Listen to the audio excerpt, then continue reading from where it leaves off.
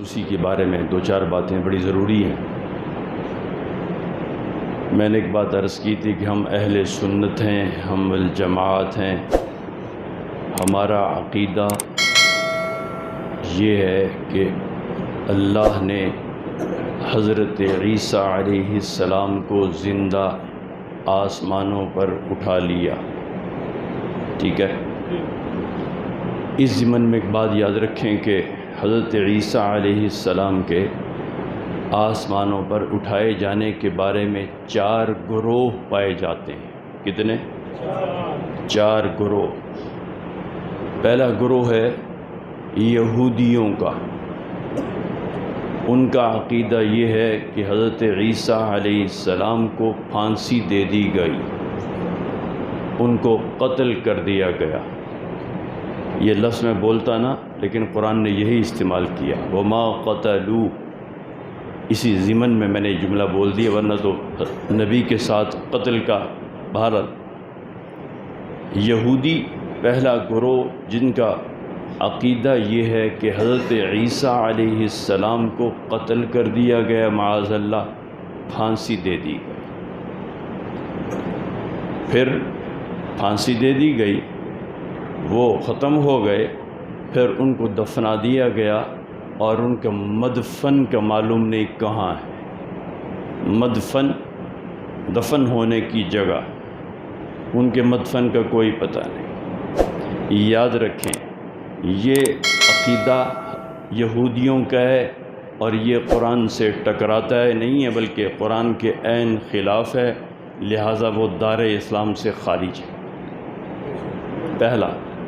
Number 2، دوسرا گروہ ہے ان میں عیسائیوں کا۔ عیسائیوں کا عقیدہ حضرت عیسیٰ علیہ السلام کے بارے میں یہ ہے کہ ان کو پھانسی لگا دیا گیا، ان کو قتل کر دیا گیا، پھر دفنا دیا گیا تھا، لیکن پھر وہ زندہ ہو گئے اور آسمانوں پر چلے گئے۔ یہ عقیدہ قرآن و سنت کے عین خلاف ہے، لہٰذا یہ طبقہ بھی اسلام سے باہر۔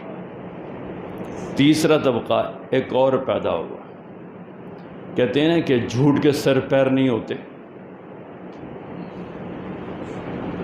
اس کو پیر لگانے پڑتے ہیں چلانے کے لیے۔ ایک جملہ اور یہاں کہہ دوں، ہماری عدالتوں میں آپ فائل رکھیں نا، کسی سامنے کسی وکیل کے، کسی بڑے افسر کے، کسی بھی دفتر میں جائیں تو وہ بڑی سمجھداری سے کہے گا، حاجی صاحب مسئلہ تو ٹھیک ہے، ذرا پہیے تو لگاؤ، پہیے پیر لگاؤ، پھر یہ چلے گی فائل۔ کیا مطلب؟ کہ محمد علی جناح کی تصویر جس ٹائر پر چھپی ہوئی ہو، وہ ٹائر لگاؤ، پھر خود بخود چلے گی۔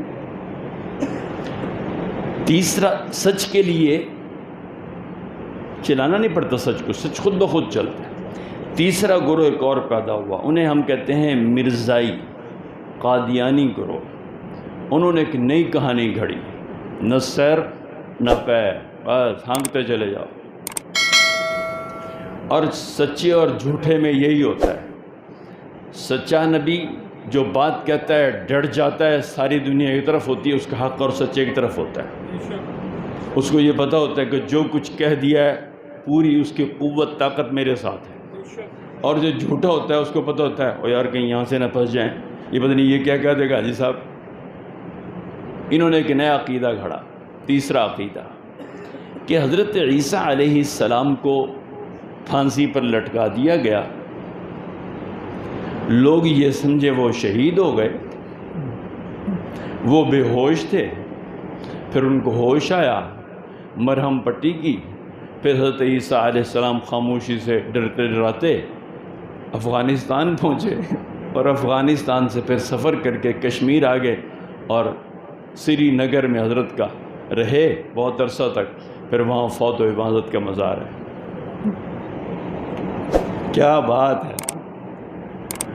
پہلا گروہ سنجیدگی سے سنیں، پہلا گروہ یہودیوں کا، جن کا عقیدہ یہ ہے کہ حضرت عیسیٰ علیہ السلام کو پھانسی دے دی گئی، دفنا دیا گیا، اس کے بعد ان کے مدفن کا کوئی معلوم نہیں، دائرہ اسلام سے خارج ہیں، قطعی طور پر مسلمان نہیں۔ دوسرا گروہ عیسائیوں کا، کہتے پھانسی دے دی گئی، پھر اس کے بعد ان کو دفنا دیا گیا، اور وہ دوبارہ زندہ ہو گئے، اور پھر وہ آسمانوں پر چلے، دائرہ اسلام سے خارج، ان کا دین اسلام سے کوئی تعلق نہیں۔ تیسرا گروہ پیدا ہوا مرزائیوں کا، قادیانیوں کا، کہ پھانسی دی تھی، وہ سمجھے فوت ہو گئے، لیکن وہ بے ہوش تھے، اور پھر اس کے بعد مرہم پٹی کی، چھپ کے کہیں غار میں چلے گئے، یہ بھی بیچ میں غار میں چلے گئے، پھر وہاں مرہم پٹی کی صحیح صحتیاب ہو گئے، افغانستان سے بچتے بچاتے کشمیر، اور پھر وہاں جا کے رہے، اور پھر وہاں فوت ہوئے، وہاں حضرت کا مزار ہے۔ یہ تینوں گروہ دائرہ اسلام سے خارج ہیں۔ ان تینوں کی پورے کے ڈنکے کی چوٹ علل اعلان عین زوردار طریقے سے قرآن نے مذمت کی ہے۔ قرآن نے ایک جملہ کہا ہے، میں جیسا بھی ہوں، عملی زندگی میں کمزور ہوں، جو بھی ہوں، لیکن ایک جملہ قرآن نے مجھے کہہ کر مجھے سہارا دیا، بر رفعہ اللہ الیہ، ہم نے ان کو زندہ اوپر اٹھا لیا، گل ہی مکا دی۔ اب جو گروہ جنتی گروہ ہے وہ صرف ایک ہے، جن کا عقیدہ عین قرآن و سنت کے مطابق ہے، وہ ہیں اہل سنت والجماعت۔ میں تقسیم نہیں کر رہا، وہ دیوبندی ہے، کوئی بریلوی ہے، کوئی اہل حدیث ہے، سب کا عقیدہ یہ ہے کہ اللہ نے اپنی قدرت کاملہ سے، یہ حقیقت ہے۔ اب آ رہا مسئلہ، یہ حقیقت ہے کہ یہ لوگ حضرت عیسیٰ علیہ السلام کو قتل کرنا چاہتے تھے۔ ناراض نہ تھی، اسے گال چا کھاں ملتانیوں۔ ایک بات کہہ دوں، کبھی کوئی سندھی مل جائے نا، اس سے پوچھنا، کوئی سندھی مل جائے نا، یہاں عرس پہ آئے ہوئے ہوں، بڑے آتے ہیں، ان سے پوچھنا کہ یار تاریخ میں ایک بات لکھی ہوئی ہے کہ حضرت شیخ بہاء الدین زکریا ملتانی رحمہ اللہ نے آ کے آباد تو کیا تھا سندھ کو، سندھ میں آ کے حضرت ٹھہرے تھے، پھر کیا وجہ بنی کہ ملتان میں کیوں آ گئے سندھ چھوڑ کر؟ پہلے تو وہ آپ کے گریبانے میں پڑ جائے گا، اور اگر اس نے دیکھا کہ نہیں، لڑنے کی ہمت نہیں، پھر وہ آئیں بائیں شائیں ٹائیں ٹائیں ٹائیں ٹائیں ٹائیں، پھر آخر میں فیش ہو جائے گی۔ اور صحیح صورتحال پتہ کیا ہے؟ حضرت شیخ بہاء الدین ملتانی کو سندھی قتل کرنا چاہتے تھے، پھر حضرت یہاں آئے تھے۔ یہ عقیدت،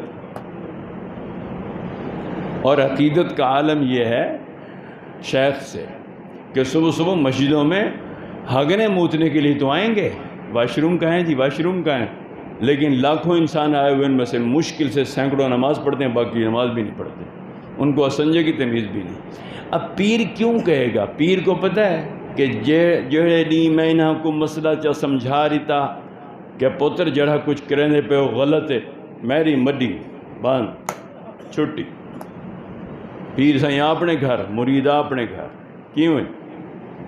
سب سے بڑا مسئلہ یہ ہوتا ہے حقائق بیان کرنا، مسئلہ بیان کرنا پیر کا ایسے ہی ہے اس دور میں کہ جیسے کوئی یہ کہے کہ تو آپ اپنے مرید کو بھگا رہے ہیں، تو بس مرید بھاگ جائیں گے، پھر پیر صاحب کے پلے کچھ نہیں رہے گا۔ لہذا پیر کہتا ہے چھوڑو یار، مرنا جینا کس نے دیکھا، دیکھا جائے گا۔ ہمارا عقیدہ کیا ہے؟ اہل سنت والجماعت کا صحیح قرآن و سنت کے مطابق عقیدہ وہ ہے جو نبی کی ذات عالی نے اپنی زبان پاک سے فرمایا، قرآن نے واضح طور پر کہا، اللہ نے جب ان کمینوں نے، ان دیوسوں نے اللہ کے پیغمبر کو قتل کرنا چاہا تو اللہ نے اپنے قدرت سے عیسیٰ کو آسمانوں پر زندہ اٹھا لیا، اور یہی ہمارا عقیدہ۔ بر رفعہ اللہ، عربی سے مناسبت ہو تو عجیب ہے، یہ بر رفعہ، یہ پیش بھی عجیب ہے، یہ پیش ہی بتلا رہا ہے کہ وہ کون؟ حضرت عیسیٰ، جن کے بارے میں کہتے ہیں ان کو قتل کر دیا گیا، نہیں، فرمایا اللہ نے اوپر اٹھا لیا، ان کو پتہ ہی نہیں چلا، اور اللہ نے ایسا، وہ ہے نا جی کہ ایک موقع پر حضور پریشان تھے کہ باہر تو لوگ کھڑے ہیں، کیا بنے گا، یہ تو ان کے ارادے تو اچھے نہیں ہیں، تو اللہ نے کیا فرمایا تھا؟ محبوبم پریشان تھی من دی ضرورت کوئی نہیں، مٹی چاہو نا ہاتھ تے کیسا ہے؟ کہا تھا محبوب بس مٹی اٹھاؤ، تو میں نے کہا مجھے خیال آیا، میں نے کہا حضور نے پوچھو یا رسول، یا اللہ یہ مٹی کیا کرے گی، یہ تو سامنے تلواریں لے کے کھڑے ہیں، تو اللہ نے فرمایا جو تیرا کام ہے بس مٹی اٹھا کے یوں پھینک ان کی سب کی آنکھوں میں پھینک دوں گا، آنکھیں بند ہو جائیں گی اور پھر ہم ہیں پھر آپ ہیں۔ اچھا یہ گمراہی کیوں پھیلتی ہے؟ مثال کے طور پر اب خود بیٹھ کے سوچنے لگتے ہیں ہم کہ یہ کیسے ہو سکتا ہے کہ انسان تھا ایک کمرے میں بند تھا، لوگ اسے مارنا چاہتے تھے، عجیب کہانی ہے بھائی، اللہ میں نے اوپر اٹھا لیا۔ بھائی کیسے اٹھا لیا اتنے بڑے انسان کو؟ درمیان میں تو بڑے مسائل ہیں، بڑی ہوائیں ہیں اور آگ کے بڑے بگولے ہیں، فلائیں ڈمکائیں۔ اب یہ سوچنے بیٹھ گئے۔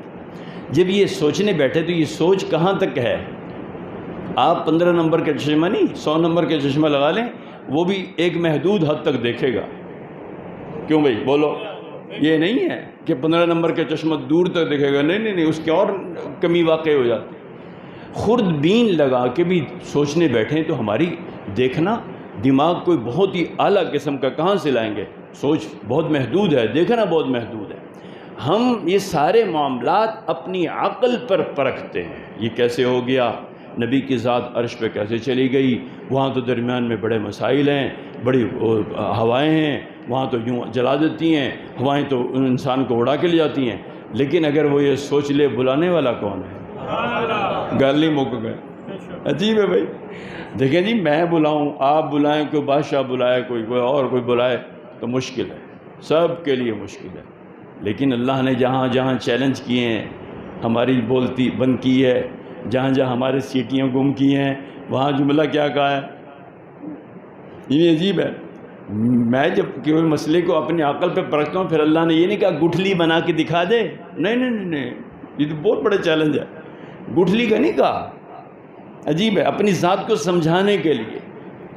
امیر صاحب گٹھلی کا نہیں کہا کہ گٹھلی بنا کے دکھا دے تو، میں نے تو پوری کھجور پیدا کی، میں نے تو چوہارا بنا دیا، تو گٹھلی بنا نہیں کہا۔ بڑی بڑی چیز ہے گٹھلی۔ دیکھیں فرمایا یار تو کسی چوہارے، میرے الفاظ ہیں، کسی کھجور کو کھول، اندر سے نکلے گی گٹھلی، گٹھلی کے اوپر ہوگا ایک ہلکا سا چھلکا شیشے نما، ٹھیک ہے؟ اور پھر فرمایا اس کے اندر جو کہ لکیر ہے، اس لکیر کے اندر بھی ایک وہ کچھ ہوتا ہے، اللہ فرماتے ہیں وہی بنا کے دے دے۔ پھوتے مارتا پھر رہا ہے، ہماری قدرت کے سامنے باتیں بنا رہا ہے، تیری تو حالت ہی ہے۔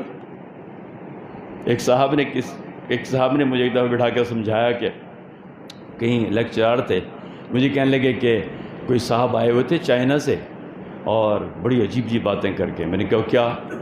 کہتے جی وہ کہہ رہے تھے ہم نے بڑی ترقی کی ہے۔ کیا ترقی کی ہے؟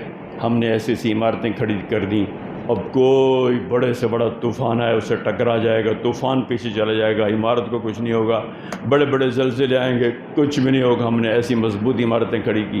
میں نے چھوٹتے کہا، میں نے کہا انہوں نے یہ تو کوئی ترقی نہیں ہے۔ کہتے لو کمال کرتے ہیں، غلط، یہاں روز تباہی مچی ہوتی ہے، بڑی بڑی عمارتوں کو پانی بہا کے لے جا رہی ہے، یہ بڑی ترقی ہے، ایسی عمارتیں کھڑی کر دی۔ میں نے کہا یار ان کو چاہیے تھا کوئی موت کے بارے میں بھی ترقی کرتے، لوگ مر رہے ہیں، کوئی ایسا ہیلا تلاش کریں، کوئی ایسا طریقہ اختیار کریں کہ بندے مریں نا۔ کہتے نہیں جی یہ تو نہیں ہو سکتا۔ میں نے کہا پھر یہی بات تمہارے چیلنج کے لیے اللہ کی طرف سے کافی ہے کہ موت کا بھی حل نکال لو۔ لہٰذا بات مختصر کر رہا ہوں، ہمارا عقیدہ یہ ہے کہ اللہ نے حضرت عیسیٰ علیہ السلام کو زندہ آسمانوں پر اٹھا لیا اور ان کی آنکھوں میں دھول جھونک دی، وہ یہ سمجھے کہ ہم نے حضرت عیسیٰ علیہ السلام کو قتل کر دیا۔ اللہ فرماتے ہیں قتل نہیں کیا، ہماری قدرت کو دیکھو تم کبھی گمراہ نہیں ہو سکتے۔ معراج کا واقعہ ہے، قرآن و سنت کے آنے مطابق حضور تشریف لے گئے، لیکن بڑے بڑے اسکالروں نے جب اپنی عقل پر رکھ کے پرکھا تو گمراہ ہو گئے، اسلام سے خارج ہو گئے کہ کیسے ہو سکتا ہے، نہیں ہو سکتا۔ لیکن اگر یہ دیکھتے کہ لے جانے والے کون ہیں؟ سید الملائکہ حضرت جبرائیل، سواری کہاں سے آ رہی ہے؟ اللہ بھیج رہے ہیں۔ لے جانے والے کون ہیں؟ راہبر کون ہیں؟ وہ جماعت والے کہتے ہیں نا جی چلو جی کون کون گشت کرائے گا، میں کراؤں گا جی، امیر کون ہوگا؟ یہ ہوگا، راہبر یہ ہوگا۔ اللہ فرماتے تمہیں پتہ ہے وہ راہبر کون تھا؟ وہ سید الملائکہ تھے، بھیجنے والے کون ہیں؟ میں ہوں۔ سارے ذریعے بیان کر کے پھر کہا یہ ہو سکتا ہے، بھلے یہ نہ ہو۔ تو اللہ کی ذات تو ہر چیز پر قادر ہے، اور یہ عقل انسانی جب کہیں بھی جا کر یہ عقل انسانی کہیں بھی جا کر جب رک جاتی ہے تو اللہ کی عزت کی اور ساری پاکیزگی کی قسم ہے اللہ اپنے کام کا آغاز کرتا ہے۔ جب انسان کہتا ہے نا اب یہ نہیں ہو سکتا، اللہ فرماتے ہیں تمہارے لیے مشکل، ہمارے لیے کیا مشکل، ہمیں صرف ارادے کرنا ہے، تم تو اسباب کو اختیار کرو گے، ایک عمارت کو کھڑا کرو گے، اس کے لیے سوچو گے پیسے کتنے ہوں گے، کتنا خرچہ ہوگا، کون کون سی چیز لگے گی۔ فرمایا ہم یہ نہیں سوچتے، ہم تو صرف کن کہتے ہیں، ہو جاتا ہے۔ لہٰذا عقیدہ یہ یہود و نصارہ کا عقیدہ قرآن سے ٹکراتا ہے، اسلام سے خارج ہو گئی۔ مرزائیوں کا عقیدہ بھی قرآن و سنت سے ٹکراتا ہے، اسلام سے خارج ہو گئے۔ ایک گروہ ہے اور وہ ہے اہل سنت والجماعت کا، وہ کوئی بھی ہو۔ الحمدللہ ہمارا عقیدہ یہ ہے کہ ان کو زندہ آسمانوں پر اٹھا لیا۔ اب ایک بات یہاں ذہن میں رکھیں، میں نے عرض کی تھی، اس ضمن میں دوبارہ اس بات کو دہراؤ تاکہ پوری بات اس میں آ جائے۔ قرب قیامت میں حضور فرماتے ہیں حضرت عیسیٰ دنیا میں تشریف لائیں گے، اور جب حضور تشریف لائیں گے اس وقت دجال رونما ہو چکا ہوگا، ظاہر ہو چکا ہوگا۔ نماز فجر ادا کریں گے حضرت مہدی کی اقتداء میں، اس کے بعد پھر جہاد شروع ہوگا دجال کے بارے میں، پھر جہاد کرتے کرتے پھر پہنچیں گے مکہ اور پھر مدینہ، پھر مدینے میں پھر حضور کی ذات عالی کے ہاں سلام، اور اس کے بعد پھر وہیں 40 سال دنیا میں رہیں گے، شادی کریں گے، اولاد ہوگی، اور حضرت پھر فوت ہوں گے، مدینہ میں ان کا مدفن حضور کا روضہ پاک ہوگا۔